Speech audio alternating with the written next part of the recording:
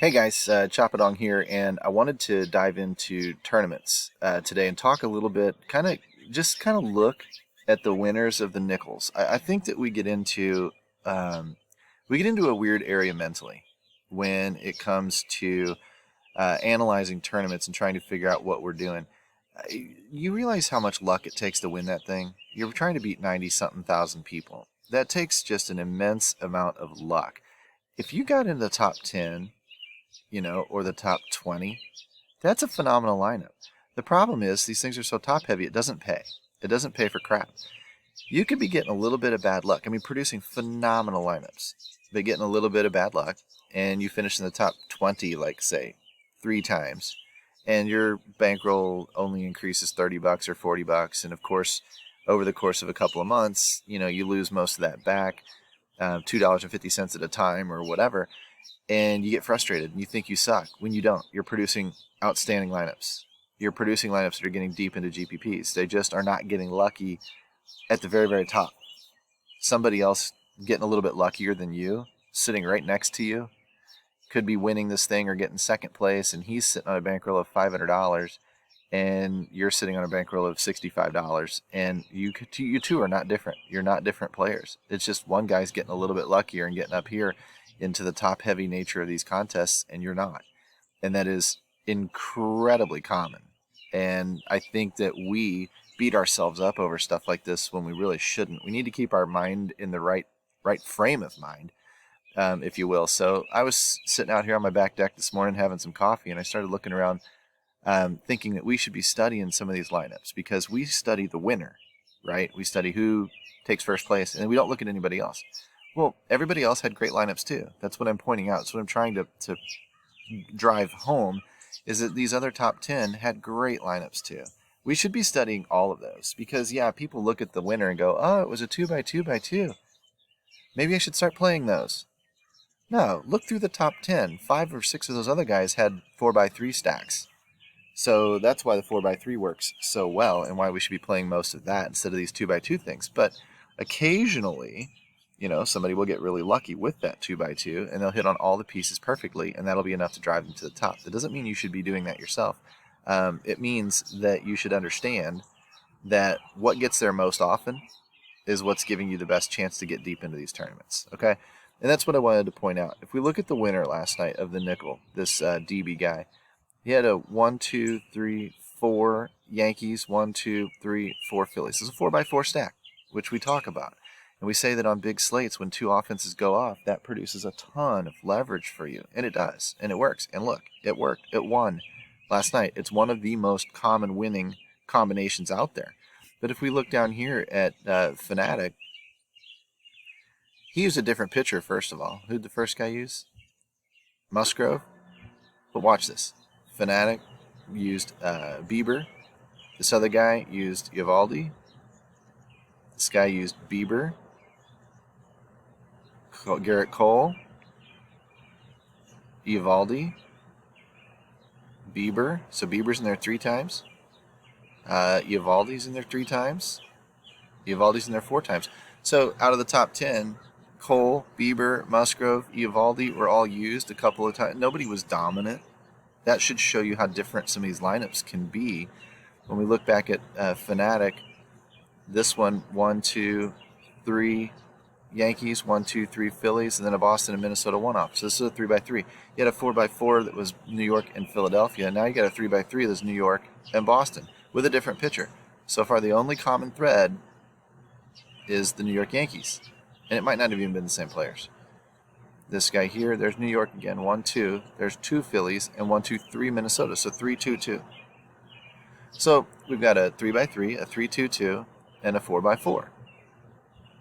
Three different, all got in there. Three different combinations. 1, 2, 3, 4, and then 1, 2, 3 Philly. There's your traditional 4 by 3, and that one used New York and Philly. So New York and Philly were probably the offenses to use. New York probably first. New York 1, 2, 3, Philly 1, 2, 3, 4. There's a 4 by 3. So see, this doesn't go into the chart.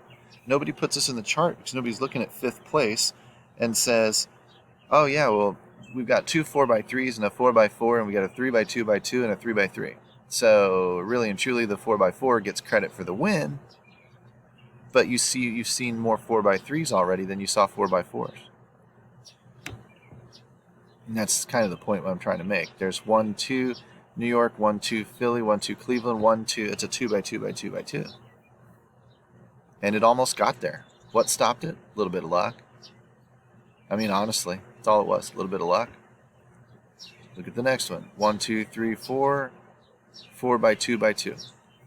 And if you look at our chart recently, 4x2x2s suck at winning the tournament. Well, you can't tell me that 8th place out of 110,000 people wasn't good enough to win every other damn GPP it entered around the industry, right?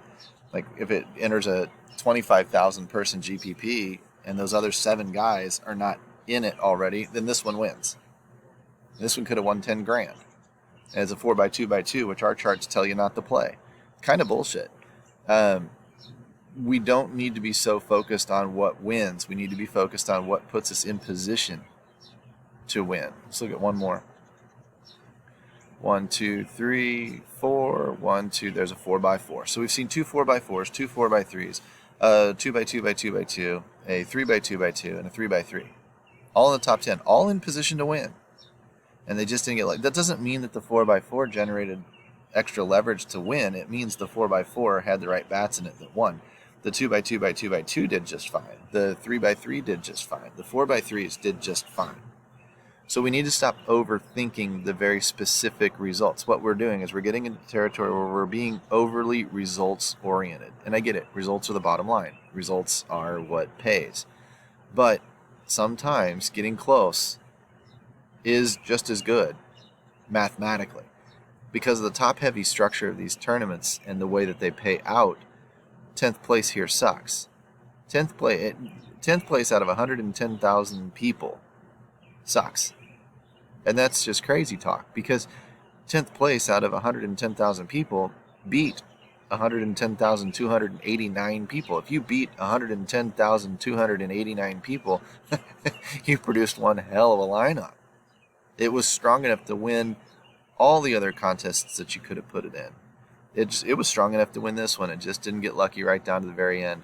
And, and for whatever reason, you're sitting there on your $10 or $17.50 winnings, and you're not happy about it, and it didn't boost your bankroll enough that you're sitting there feeling like, hey, I can really win this thing. And man, it's crap.